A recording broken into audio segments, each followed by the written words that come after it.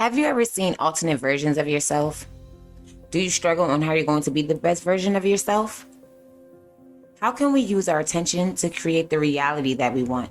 Learning how to direct our attention is the most powerful thing a person can do. Start believing in whom you are. Tap into it. How though? Check it out. I'm going to just share a little bit of my experience with you guys. Mouthpiece. Ow! Stop playing, baby. Brooklyn. Been a long time coming, yeah. Beautiful. Yeah, I'm here. And we about to run the city up. The people, they can't get enough. Tap in with me. Cause we steady on that real shit. No BS, Beautiful. no bullshit. Mouthpieces, yeah. Smiles. In order to observe something, we need to first give it our attention by using what I like to call advanced mental visualization technique. When we can correctly attribute to the right kind of attention, we're able to manifest a desired quantum in our very own lives. How does our attention play a role in our reality? How does energy flow?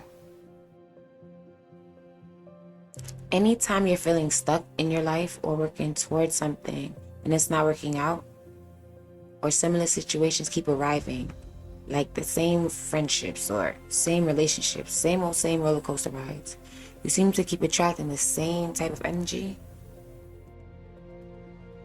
If energy cannot flow, which needs to happen with energy, then it becomes stagnant. When our energy becomes stagnant, we then repeat cycles over and over again. What directs the how of energy? Attention. Wherever your attention goes, energy flows. I'm going to repeat that. Wherever energy goes, energy flows.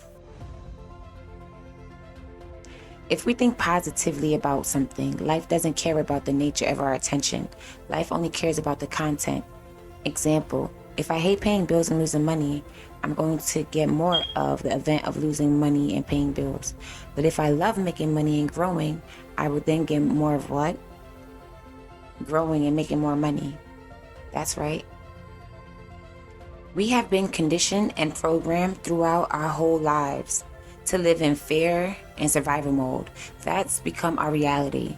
We have been living in this protection mode, avoid conflict, avoid risk-taking type of mentality. Many of us has been conditioned this way, and due to that, we tend to keep repeating cycles over and over again. How about we start looking at things in a better light?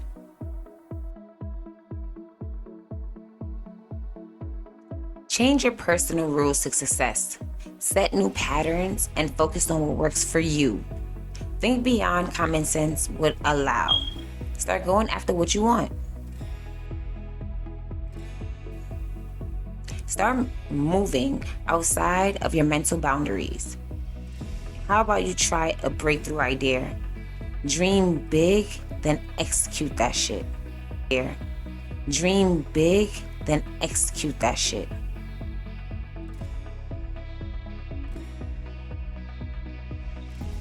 Not knowing the exact outcome of a decision we make, but having the quantum leap, trusting our intuition and creativity. When in fear, anger, and pride, we could be moved into action most effectively. When being prideful, it definitely blinds us from what's really going on. It's very easy to get someone to do a desired action when anger is involved.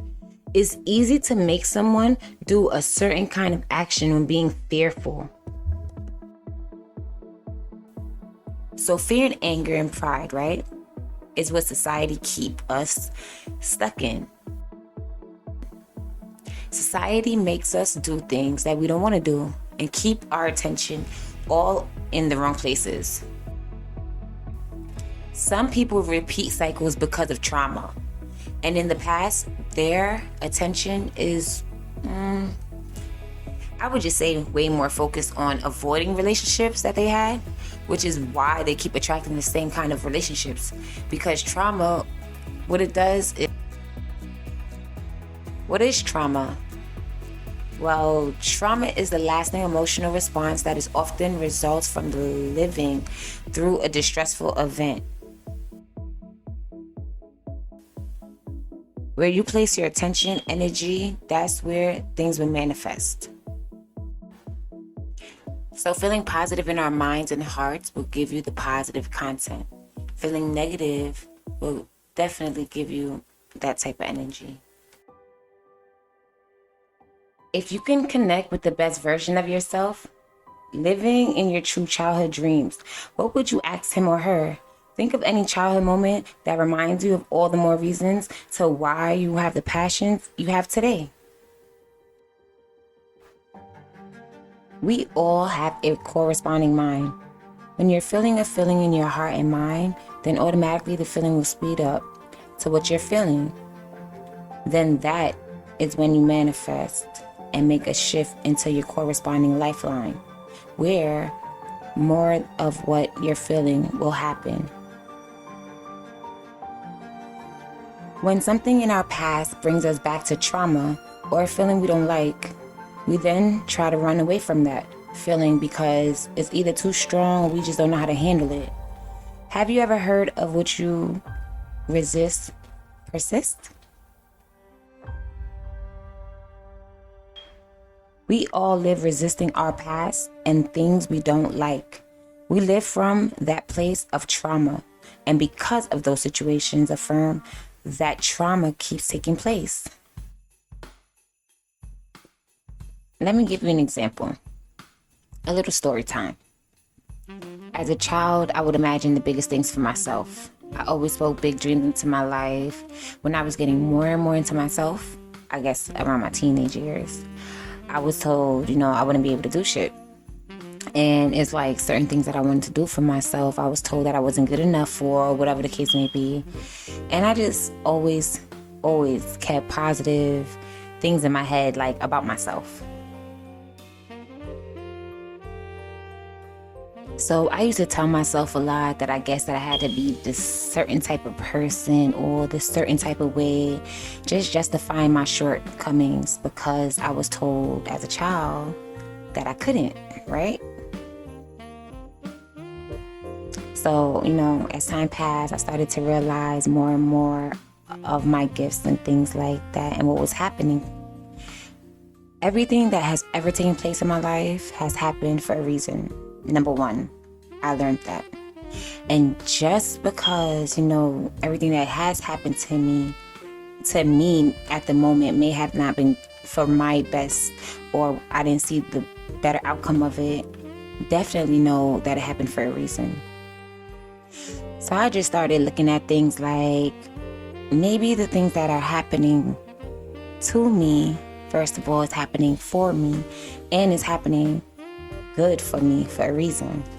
Then immediately I noticed every time I would do that, like I said, I would be in tough situations and I would just try to see that good outcome out of it. I don't give a fuck what it is. I would make sure that I place some type of positivity in that shit. Like, girl, you're gonna overcome this shit, basically.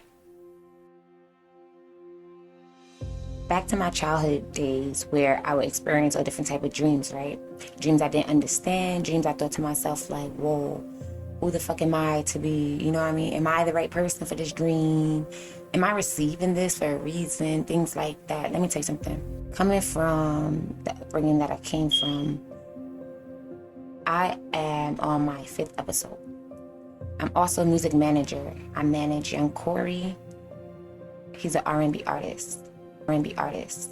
I also am a mom of a soon-to-be 15-year-old high schooler who's doing amazing in all parts of his life. I'm a 2-time cancer survivor who's come from 18 rounds of chemotherapy, I had breast cancer, HER2 positive, aggressive, 7 fucking tumors in one breast, okay?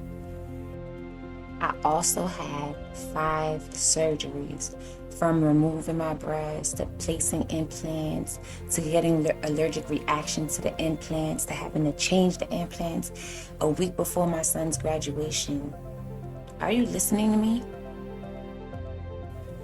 I was adopted as a child, reuniting back with my biological family.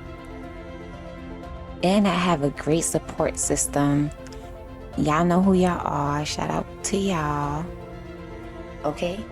I also own and have my own hairline business. I make hair grease and hair oils, which also do bring back hair. It helps with all different parts of the scalp. I'll get into that on another episode. But I share that to say this.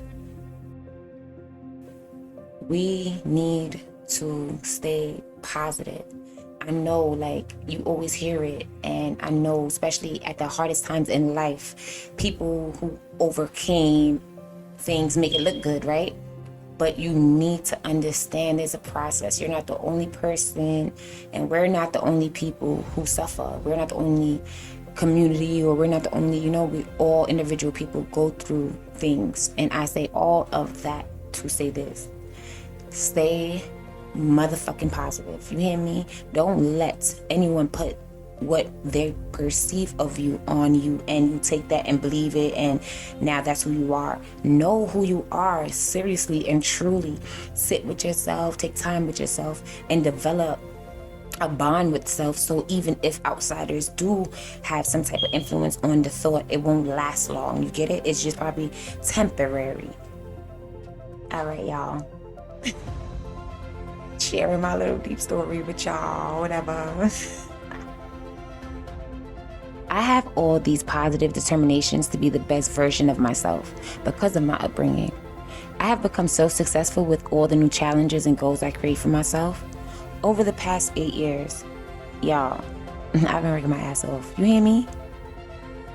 How I start tapping into the best version of myself, I would say, is to start dreaming big. No fucking lie. I tell everybody that. Anybody I meet, anybody that encounter themselves with me and they're telling me about, what they got going on, I always tell people to dream big. Then take action like no other self, who has a new set of characteristics, qualities, or skills. With Quantum Leap, simply imagining oneself in the best version in reality to actually being that oneself. So you know what to do. Stop playing with me. Like, share, subscribe. Tap in with me. Like, share, subscribe.